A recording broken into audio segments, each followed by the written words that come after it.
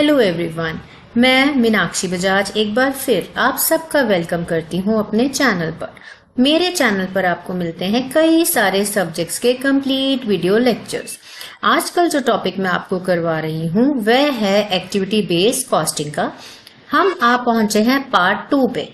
पिछले video lecture में हमने जाना था कि एक्टिविटी बेस्ड कॉस्टिंग का मतलब क्या होता है, और आज हम जानने वाले हैं कि किस प्रकार से इस टेक्निक को एक ऑर्गेनाइजेशन के अंदर इम्प्लीमेंट मतलब लागू किया जाता है।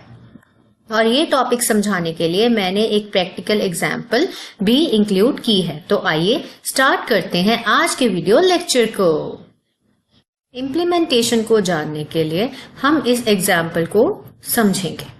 सबसे पहले एग्जाम्पल में हमें बताया गया है कि एक कंपनी है ABC लिमिटेड, जो कि उत्पादन करती है 3 प्रकार के प्रोडक्ट्स का, जिनका नाम है X, Y और Z।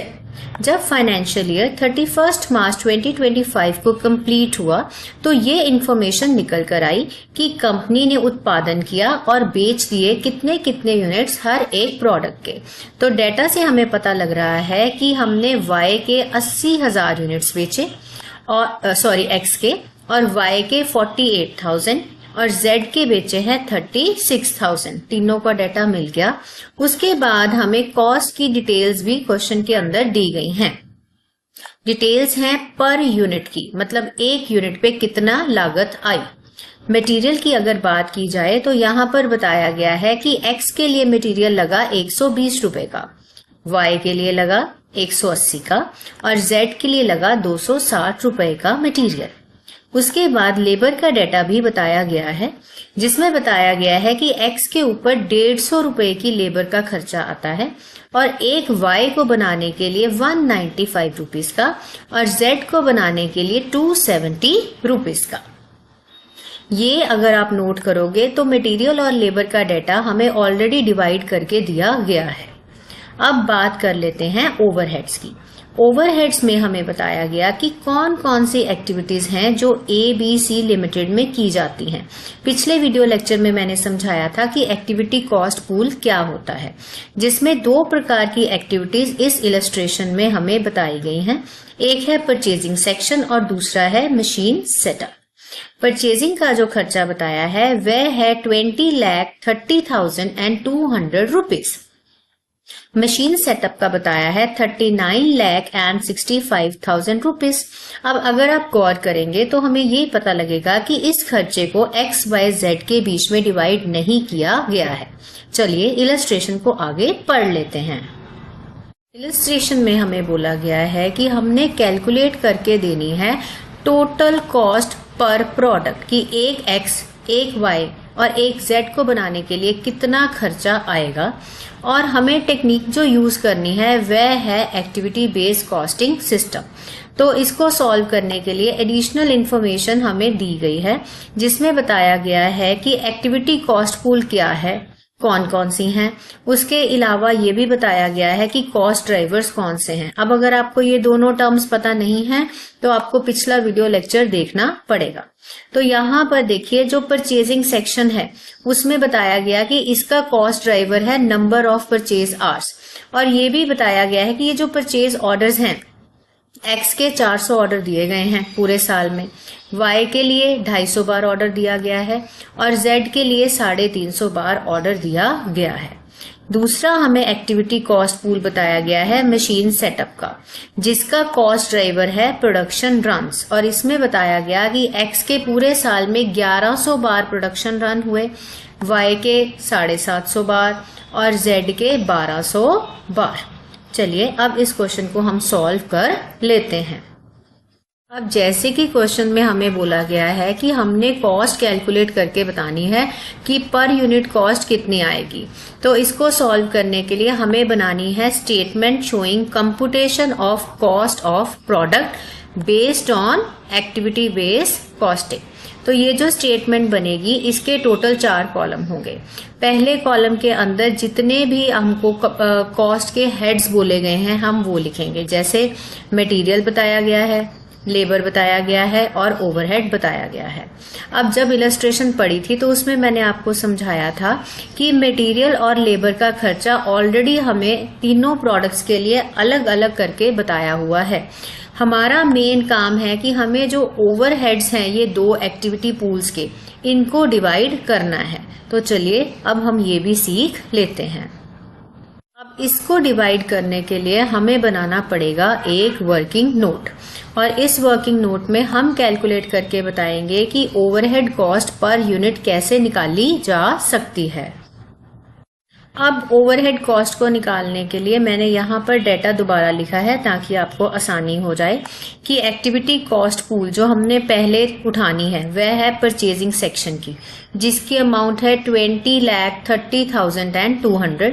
कॉस्ट ड्राइवर जो है वह हमें पता है कि है नंबर ऑफ परचेज ऑर्डर्स, और ये हमें डेटा गिवन था कि एक्स के कितने ऑर्डर्स थे पूरे साल में, वाई के कितने, जेड के कितने।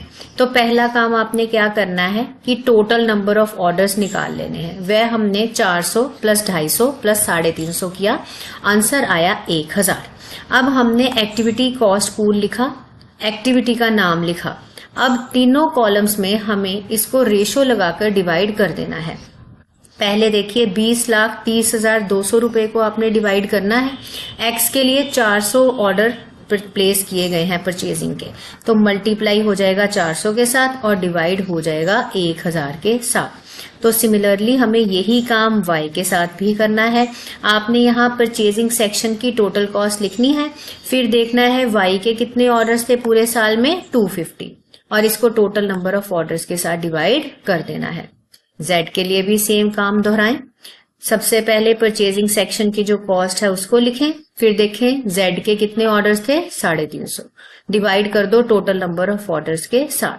तो इस प्रकार से हमारे पास ये तीनों अमाउंट्स आ गई, जो कि प्रोडक्ट वाइज ओवरहेड्स को हमने डिवाइड पहले वाले को कर दिया। अब हमने क्या करना है, अब जो दूसरे प्रकार का ओवरहेड हमें बताया है वो हमने कैलकुलेट करना है।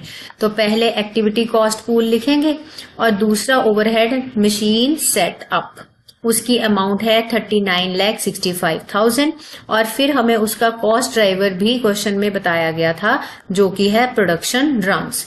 तो अब हम क्या करेंगे, हम देखेंगे कि कितने कितने पर प्रोडक्ट के रन हुए। जैसे जेड के लिए टोटल 1100 रन हुए, वाई के लिए 750 टोटल रन हुए और जेड के लिए हुए 1200। अब हमने देखना है कि एबीसी लिमिटेड में पूरे साल में प्रोडक्शन रन कितने हुए, वो तीनों को ऐड करके आ गया 3050। अब हम एक्टिविटी कॉस्ट पूल में कॉलम दोबारा बनाएंगे और अमाउंट जो है उसको 3 हिस्सों में यानी प्रोडक्ट वाइज डिवाइड कर देंगे। सबसे पहले अमाउंट कितनी है 39,65,000। अब देखो कि एक्स के कितने प्रोडक्शन रन थे 1100, मल्टीप्लाई कर दो 1100 के साथ, और टोटल पूरी फैक्ट्री में कितने रन्स थे 3050। अब सिमिलरली वाई के लिए भी यही काम करो, टोटल यहाँ पर मशीन सेटअप की कॉस्ट लिखो। अब वाई के कितनी बार प्रोडक्शन रन हुआ उसके साथ मल्टीप्लाई करो और फैक्ट्री में तीनों को मिला के टोटल कितने प्रोडक्शन रन हुए उसके साथ डिवाइड कर दो। सिमिलर प्रोसेस जो है वह जेड के लिए भी हमने रिपीट करना है। तो इस प्रकार से जो 39,65,000 था उसे हमने तीनों प्रोडक्ट्स के बीच में डिवाइड किया और ये वाली अमाउंट्स हमें मिल गई। हमें दोनों हेड्स जो कि मटेरियल और लेबर थे उनकी हमें जो कॉस्ट बताई गई थी इलस्ट्रेशन में वह बताई गई थी पर यूनिट। अब हमने क्या करना है, ओवरहेड की भी कॉस्ट जो है उसको पर यूनिट कैलकुलेट कर लेना है। तो जो हमने पिछले 2 स्लाइड्स में सारा जो एक्टिविटीज का खर्चा था उसे हमने डिवाइड किया था एक्स, वाई और जेड के बीच में। आपने इन सारे खर्चों को यहाँ पर लिख लेना है। और जैसे एक्स को 2 प्रकार के ओवरहेड्स मिले, परचेजिंग सेक्शन का, मशीन सेटअप का, इन दोनों को आपने ऐड कर लिया। अमाउंट आ गई 22,42,080। अब यहाँ पर भी आपने इसको ऐड कर लेना है और तीसरे में भी ऐड कर लेना है। अब करना क्या है, जितने नंबर ऑफ यूनिट्स हमें क्वेश्चन में गिवन थे वह नंबर ऑफ यूनिट्स हमने यहाँ पर लिख लेने हैं और जो टोटल ओवरहेड कॉस्ट आ रही है उसे नंबर ऑफ यूनिट्स के साथ डिवाइड कर लेना है। और जब हम इसको डिवाइड करेंगे तो हमें ओवरऑल जो ओवरहेड की कॉस्ट है पर यूनिट वो पता लग जाएगी। देखिए x की आ गई 28.026, y की आ गई 30.88 और z की आ गई 63.07। इतनी कैलकुलेशंस करने के बाद जहां हमने स्टार्ट किया था वह वाली स्टेटमेंट अब हम कंप्लीट कर सकते हैं। तो उस स्टेटमेंट को कंप्लीट करने के लिए हम अब लिखेंगे statement showing computation of cost of product. ये हमने पिछली बार बनाया था ना, तो इसमें जो दो हमें ऑलरेडी गिवन थे ये भी मैंने आपको बना के दिखाए थे और ओवरहेड्स में मैंने क्वेश्चन मार्क्स बना दिए थे ना। अब वो क्वेश्चन मार्क्स हमारे सॉल्व हो गए हैं और हमने ओवरहेड की जो कॉस्ट थी वो तीनों प्रोडक्ट्स के लिए कैलकुलेट कर ली है।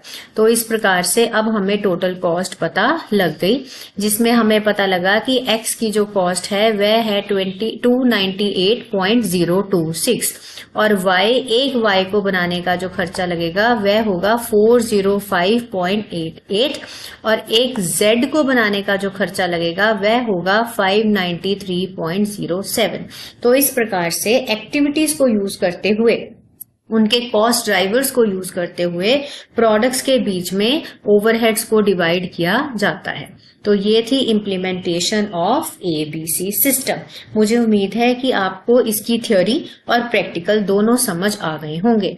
तो हम मिलेंगे बहुत जल्द एक नए वीडियो लेक्चर और एक नए टॉपिक के साथ।